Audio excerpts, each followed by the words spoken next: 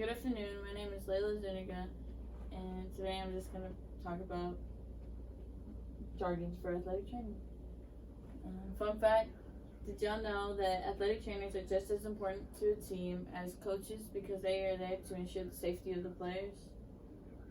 Athletic trainers' jargons are interesting because the words used are mainly medical abbreviations and terms that not everyone understands the first time without an explanation. Some everyday words used by athletic trainers are rice, nata, and referral. I chose this image because it is a picture of a body, and there are some medical terms that are used by all of medical professionals. So yeah, my first word is rice, which is rest, ice, compression, and elevation above the heart. And how it's used in a career is as soon as after an injury, they'll give you this advice to do at home while you're not doing anything. So like when a player gets hurt and they ask, what is something I can do at home by myself to make sure I get better, an athletic trainer will tell them to rice, which is rest, ice, compress, and elevate.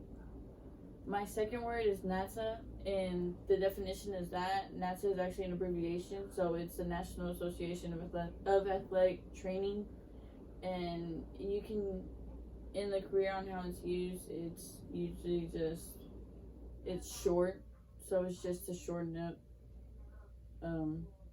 National Association of Athletic Training. There's not really much to go into that.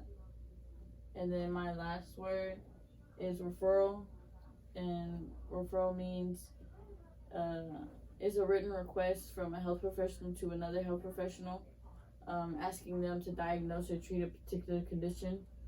And how it's used when something is beyond a field of athletic training. So an example of that would be broken bones or a concussion. For example, in my high school, whenever someone got a concussion, an athletic trainer couldn't really diagnose that, so they would send them to the orthopedics doctor and they would diagnose that themselves.